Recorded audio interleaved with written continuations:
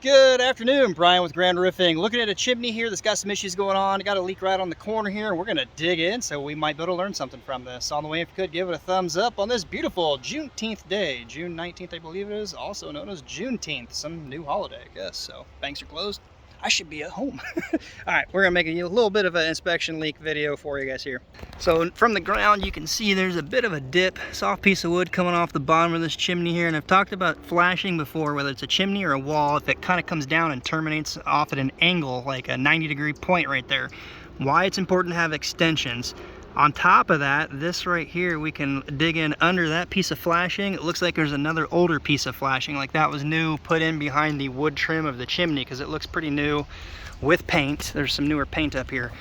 So although this was added, the issue and why this is soft right here, this decking is sagging, is from the old flashing whenever this roof was done originally. So there's several things. When you're roofing contractors, cleaning and prepping the old roof, meaning once you've tore off, you're cleaning the nails out of the flashing and flat barring it.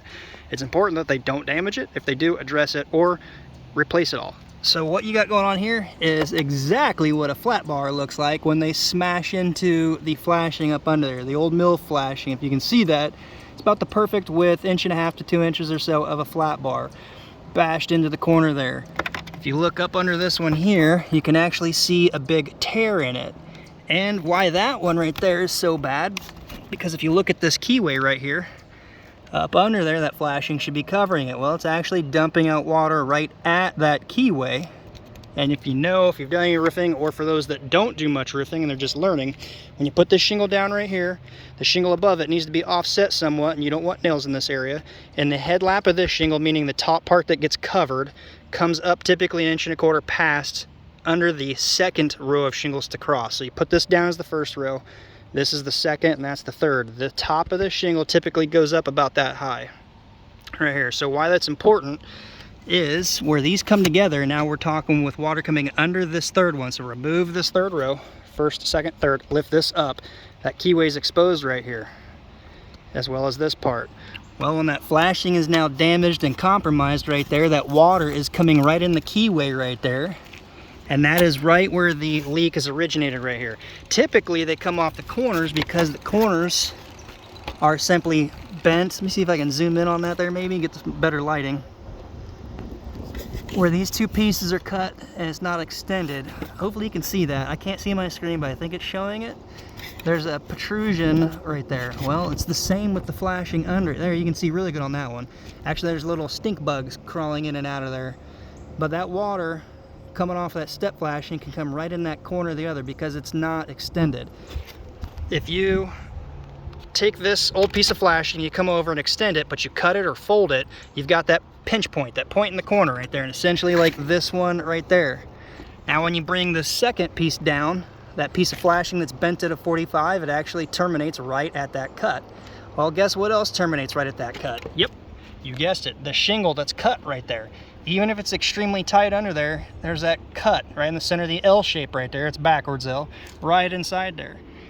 It'd be the right side L, or the correct L if it was the other side. Anyways, so water has the opportunity to now trickle in here over time. It's not much, it's not gonna be a huge issue, but over the life of a roof, it's gonna cause issues.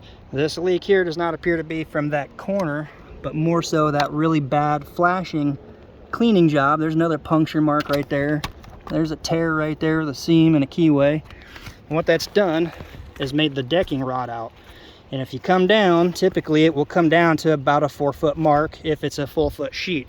Typically the leaks, they don't go down more than 4 feet. It's 4 feet or less. Why is that? Because there's usually a very small gap in between row to row for expansion and contraction of decking.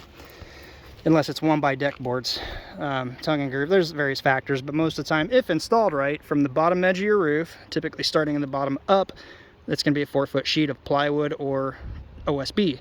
H-clips if it's installed good, and it'll repeat the process up. So as the water's coming down on the deck surface, most of the time, not always, it'll terminate right where that little gap is and then drips into the house.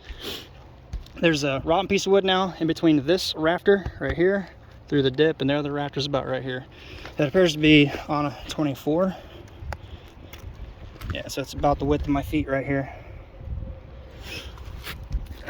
So as far as repair, Flat bar this area out, replace the bad decking, put a new piece of decking in. Let me back out a little bit.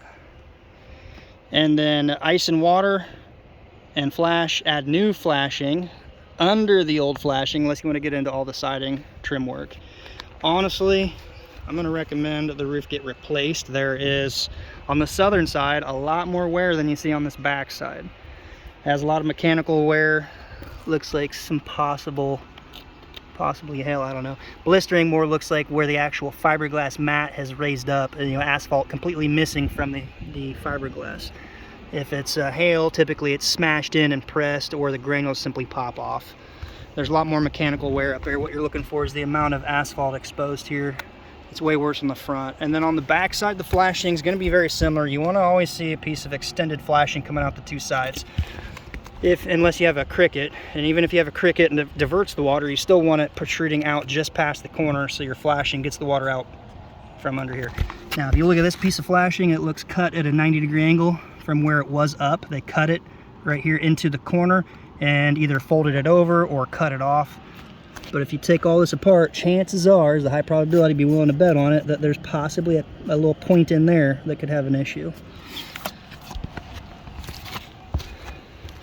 This is helping, but although I think the trouble has actually started from before this was put in. All right. The other time, typically, if you see a dip like this, where you have a keyway, water's getting in because of a nail close to, but it would usually be at the source of the entry from where the nail is in the keyway downward. In this case, it's rotten all the way up to right where that flashing right there was. All right, so getting hot, getting sunny out. To wrap up, offer repair or replacement. If you have something similar to this, those are the things I'd recommend you look at. Simple as the nail in a keyway. A lot of guys brag about how fast they are, but not how good they are, and those leaks don't happen right away. It's typically, I don't know, 4, 6, 12 years after the nail is kind of wallowed out, the galvanization coating, simply a coating over it, wears off, and then the nail starts to rust and you have a hole and a protrusion coming through. It also is a little worse on the lower slope pitch roofs. If it's a steeper like 812, 1012, 1212, that's less noticeable because it typically runs off and doesn't run laterally as much. So anyway, some things to look for. Hopefully it helps. If you could do this, it does help me here at the channel. Until next time, be safe. See you on the next video.